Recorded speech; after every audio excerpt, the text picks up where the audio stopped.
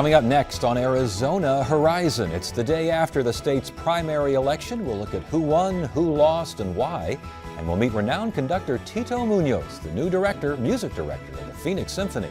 Those stories next on Arizona Horizon. Arizona Horizon is made possible by contributions from the Friends of Eight, members of your Arizona PBS station. Thank you. Good evening and welcome to Arizona Horizon. I'm Ted Simons. Yesterday's primary election is in the books, with Doug Ducey winning the Republican race for governor, Ruben Gallego defeating Mary Rose Wilcox in the Democratic race for Congressional District 7, and two incumbent Republican state office holders voted out. Here's just a little of what we heard last night at various election headquarters. We're halfway home and now the real race begins. I've run hard in the primary against able and worthy opponents. I'll keep running hard as your nominee, and with the honor of your support, we will win the election for governor. I'm not about Republican Democrat. I'm about solving problems, and the problem we have is a stagnant economy that is not creating the kinds of jobs of the future. And some of the ideas from the Democrats are good, some of the ideas from the Republicans are good. It's about getting the right ideas that work in a 21st century economy and getting Republicans and Democrats together so that we can create the kind of opportunity for our children and for ourselves and for our families that we all aspire to. I grew up here in Arizona, and I've said since day one of this campaign that Arizonans want a principled conservative in the Attorney General's office, someone with Arizona values, someone that's going to protect those that can't stand up and protect themselves, whether that's the elderly or whether that's young kids. And so I knew our message was going to resonate. It ultimately did resonate, and so I'm very appreciative. We always knew that we were going to be really competitive, and we knew that everything was working out. At the doors, we had a positive message. We hit the doors in an amazing amount of time, and we felt at the end of the day that we were going to be successful. We've got students within the state that don't have some of the same opportunities. We've got our students don't have the same opportunities as students in other states. And so we do need to get serious. It is about looking at our school finance system, which needs to change. It needs to be updated, but also considering new ways to invest in our public schools. But the voters have spoken. The opposition to the Common Core was 100% on the campaign trail, and not just 100%, it was vociferous. So that issue swamped everything. Here now to help explain what really happened last night and what it means for the November general election, Arizona Republic columnist Bob Robb and pollster Mike O'Neill. Good to have you both here. Thanks so much for joining us. Thanks for coming in on the day after here. Bob, we'll start with you. General impressions from last night. What'd you take away from all this? I think there were two big stories. How convincing and large Ducey's victory was, which puts him in good stead to take advantage of the Republican registration edge over Democrats leading into the general election. And then the second big story was the act of political hygiene that Republican primary voters engaged in getting rid of two incumbents that had been pretty troubled baggage. Major stories, Mike, what'd you see? And the net result of that was, with the exception of Doug Ducey, who moves from relatively obscurity to the top of the ticket, it's all new people on the ticket on the Republican side. Interesting. Let's talk about that governor's race. Ducey won. He won by a considerable amount. Why? 12%. I mean, he was out in front from the very beginning. I think I do think that the governor's endorsement of Scott Smith did something for him. It put him back in the game for a while, but too little, too late. It took him from third to second. That doesn't get you a whole lot in the long run. I'm sure he's cursing himself for not having started early. Scott Smith, yeah. As far as Ducey, though, he had a pretty wide array of folks backing him. I mean, from the beginning, he seemed like he was the anointed one. I don't know that he was anointed, but he did his preparatory work well. And he began the campaign largely unknown among voters, but with the broadest coalition, both financial and grassroots. So he began the campaign not as the front runner, but holding the best hand of cards. So the question was, could he skillfully play them during the course of the election? And I think he played them very skillfully. And while the margin is decent, he only got a little more than a third of the votes. But I don't think he's going to have difficulty, getting everybody behind him within the Republican Party. How much difficulty against Fred Duvall? I think it could be a race. I mean, the best thing that Fred Duvall got out of this was a sort of repertoire of things that Republicans said about Doug Ducey. I'm sure we'll see those again. What do you think about the fact that Duvall didn't have a warm-up game and Ducey's coming in here battle-tested? Make a difference? I don't think so. Duvall's got an extraordinary amount of political experience. He's not new to the game, and I don't think he needed to be battle-tested. I think he needed not to waste resources in a primary more than that. But he has a tremendously steep hill to climb. Republican registration advantage is over 175,000, and turnout advantage in an off-presidential race is monumental. In 2010, 68% of Republicans turned out, only 56% of Democrats turned out, and only 41% of independents. So Duvall, to make a contest of it, has to either get a much larger Democratic turnout, a much larger independent turnout. He has to capture an unusual share of the independent vote, and he needs a larger than usual crossover Republican vote. Those are tall orders. All of which is to say he has to run a demonstrably better campaign. The default goes to the Republican.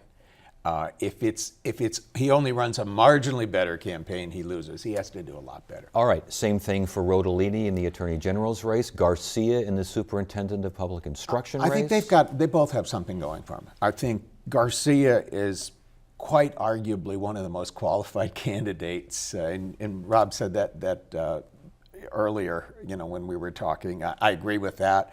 Felisa Rodolini has the emotional, what she has going for is the fact that she almost won last time in what many Democrats regard as a stolen election. So she's already done it, and she is running against a guy who is only claim to fame is he's not Tom Horn. So, what about those down-ticketed races, again, where Democrats see an opening? Is there an opening? There is, if they have the resources to capitalize on it. Rodolini has raised a decent amount of money. She'll be able to make a case for herself. And the emotional enthusiasm for Democrats is with her in terms of the Democratic ticket. Garcia is the most qualified person to run for the office in my memory. But he needs the resources in order to communicate that to voters. The guy that probably has the best chance of succeeding without resources is Terry Goddard, because he has such large state name ID, and my guess is it's diffusely positive, given his tenure in office and the many times he's run. Put that all together. This is not a purple state yet, but the interesting thing is, due to individual factors, I think every one of the remaining 4 statewide races is potentially contestable. And again, Terry Goddard will be running against Michelle Reagan. That last name makes a difference, doesn't it? You're a pollster, you know what that these things... It doesn't hurt in Republican circles. Yeah. Terry Goddard's been around, this is his 4th or 5th run at statewide office. He was elected Attorney General. He got 49 or thereabouts % of the vote running for governor. He starts with a lot of name recognition and a lot of goodwill. I think he's very well liked. But I think it sells Reagan short to say it's only because she was the only woman in a three-way race or because of her name. She's always performed extremely well politically. And I think she's got some political chops that shouldn't be underestimated. Although, again, she does, as a state lawmaker, represented a certain area. Now you've got to get that entire state behind you, where Goddard has already worked there. Speaking of certain areas, congressional district, are you surprised in CD1 that Andy Tobin has had such a hard time winning this thing? I am not. It is an area of the state where authenticity and being from there matters. Mm-hmm. And so a candidate who says, I will consider moving into the district if I win, is going to have problems. Also, Tobin's tenure as Speaker was viewed with a mixed sentiment by populist conservatives. And as much as urban media types find Keeney alternately amusing and appalling, He's as authentic as his cowboy boots and his horse. How is and, that? and he had money, so he Yes. was able to spend his own money. He did. He also now is facing Ann Kirkpatrick, the incumbent in that race. And I think this tells us a lot about the Republican primary voter in that district, whether or not that extends to the general electorate in that vote. I mean, Tobin, no question in my mind, is a much stronger general election candidate if he's able to pull us out.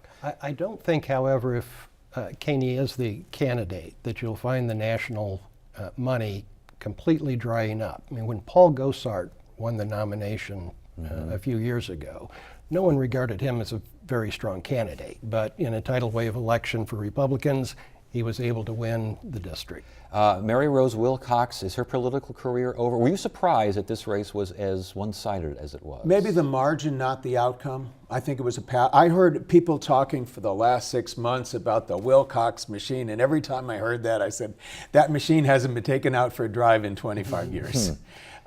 This was generational. This is new politics, old politics.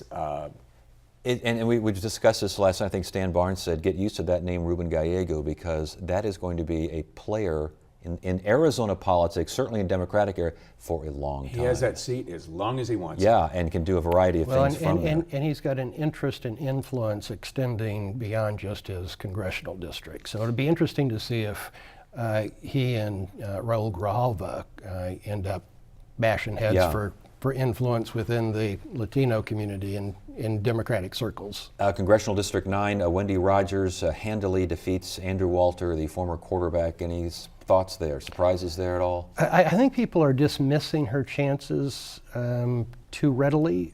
She's a very hard worker and a transparently good person. If this is a Republican-leaning year, then that might make it more of a shot. And if President Obama provides work permits to 4 to 5 million illegal immigrants, all bets may be off in congressional races favoring Democrats in Arizona. What do you make of this race? Agree on the last point, but I think she starts out as the underdog. Against Kirsten Sinema. Yeah. All right, before we go, the independent vote, was it the factor everyone thought it would be? I don't think it changed outcomes, but it looks like we went from 7 to 14%. I think that might give people pause in the future to discount the independent vote as a potential factor. But I'm hard pressed to find a race here where it impacted the outcome. It changed it. What'd you make of the independent vote? Well, people are looking at the independent vote this year compared to 2012, when it was 9% of the Republican primary vote. But in 2010, it was 13%. So we won't know exactly what percent it was until the canvass is done. But my guess is the increase will be marginal at best. And like Mike, I did not see a race where I said I thought it made the difference. And last question before you go, the impact of endorsements, specifically Governor Brewer's endorsements. It looks like if you're an incumbent, it worked pretty well for you, but if you were a challenger, not so much. Which I think means that it was irrelevant. The notion that Jan Brewer is the Ronald Reagan of Arizona Republican politics, whose endorsement is a magical touch, just didn't have any roots, and we saw it here. I think she was largely irrelevant, even though she spent a lot of money. Largely irrelevant? She got Scott Smith back in the game. She got people to take a second look at him. I mean, he still got beat by 12 points, but he came in second instead of third because of her endorsement. Is she a factor now in the general when she tours the state, if she tours the state for Republican candidates? I think she's starting to fade into obscurity. Agree with that? I do. All right, gentlemen, great stuff. Good to have you both here.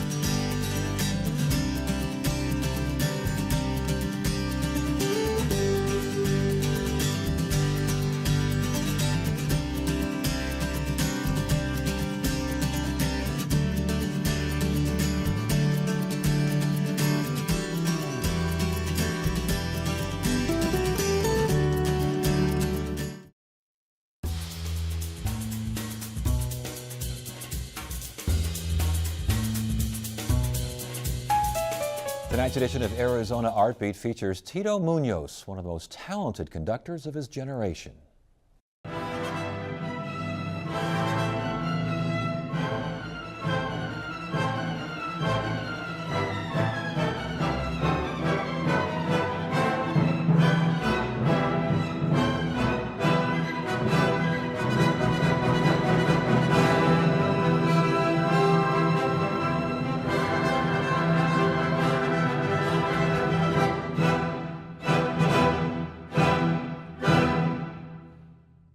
Munoz was recently named music director of the Phoenix Symphony, and here now to talk about his new role is Tito Munoz. Boy, it's good to have you here. Thanks for joining us. Pleasure to be here. Any previous experience in Arizona, Phoenix, Southwest? The two times that I visited to conduct the orchestra for my basically my audition, yes. So basically, this is still kind of new to you. It's just very much new to me. Yeah. Excited?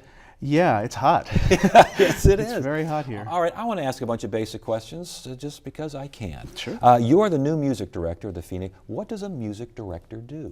That's a good question. Aside from what a conductor normally does, which is come into a situation with a new orchestra and guide the musicians through a program of music.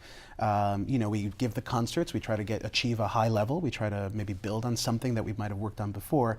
But essentially with a music director, because it will be a situation where I'm going to see the orchestra much more frequently, so all throughout the year, then my goals will not just be the concert, they'll be far-reaching goals. They'll be trying to build on artistic accomplishments that we've had, and further reaching.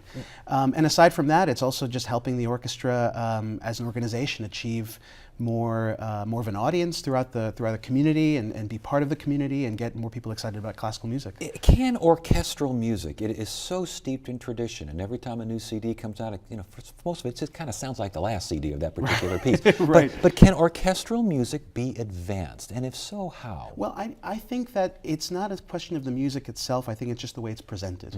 I think just like a museum needs to always kind of think of new ways of presenting what they already do. I mean, we all know that Van Gogh is a great painter, and we somehow want to try to find a way to connect and see a painting by Van Gogh, just as Beethoven's a great composer.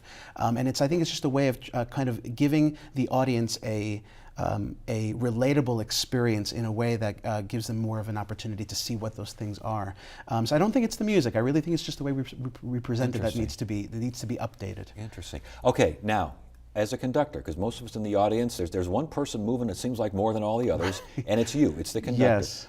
When the performance is being done, what does a conductor actually do? Okay, that's a very good question, and the way I like to explain it is it's very similar to what a director of a play, of a movie would be doing, which is, of course, they have their people, their actors, their people interpreting a script, and a director would have to have that script in front of them and know exactly what they want to get out of it. A conductor is the same thing. We have a score, we have our music, we want to get something out of it, and we have our talented musicians that actually do it.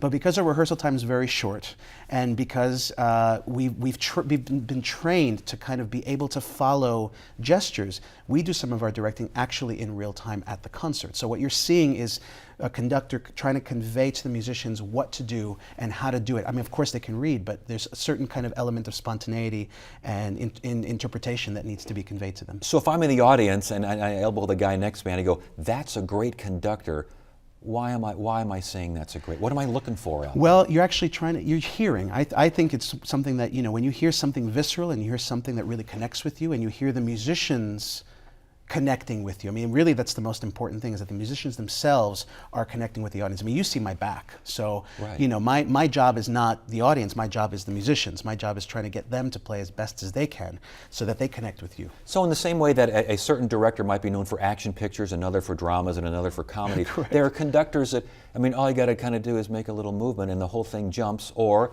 they're very demonstrative. It's basically similar to that? It's very similar. I mean, there are conductors, Leonard Bernstein, for example, was known known as a very demonstrative conductor. I mean, jumped around and everything.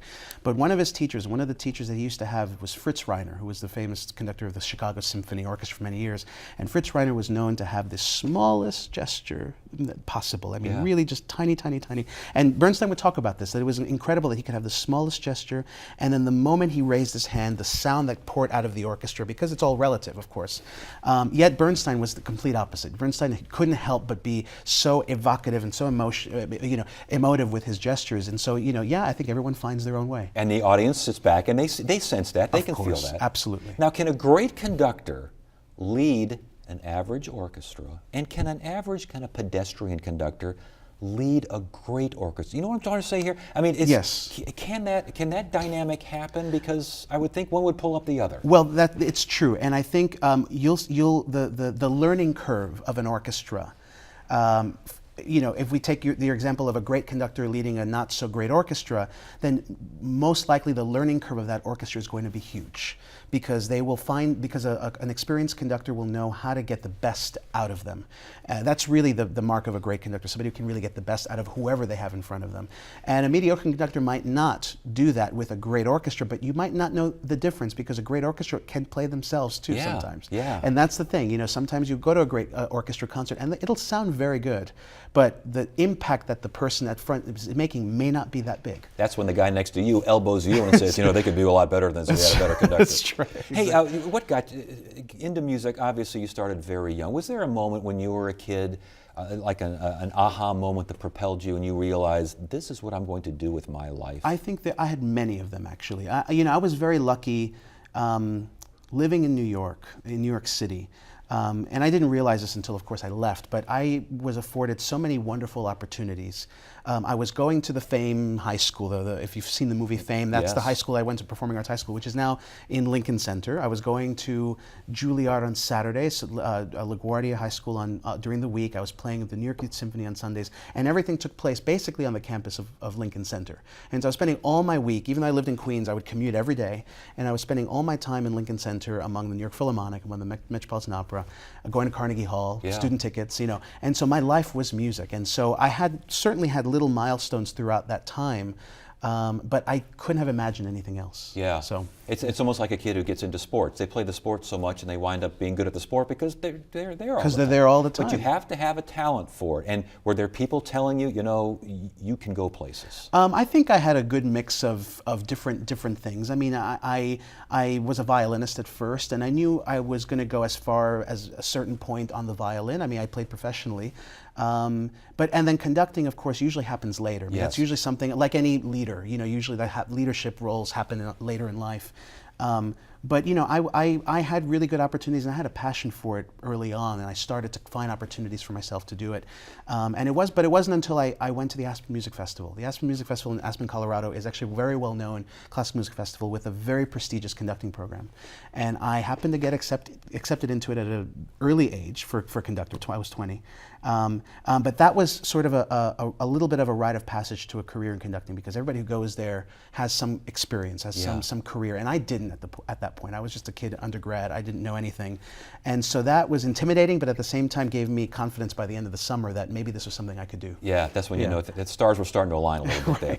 Hey, before we go, usually when we have classical folks in here, I always ask, is there a piece of, let's say someone's listening right now, they go, I just don't get classical. I'm trying, I just don't get it. Is there a piece of music that you think people should listen to as a good entree into classical music? That's a good question. That's a good question.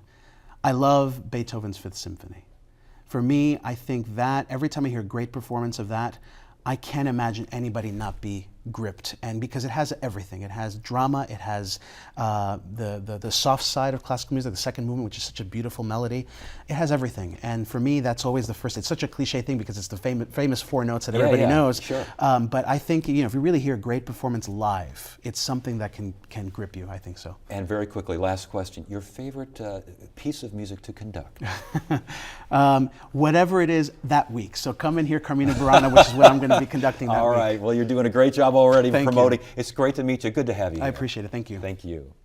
And Thursday on Arizona Horizon, we will hear about a world forum aimed at identifying and developing young business talent, and we'll see how crowdfunding is being used to develop new ideas. That's Thursday evening at 5:30 and 10 right here on Arizona Horizon. That is it for now. I'm Ted Simons. Thank you so much for joining us. You have a great evening.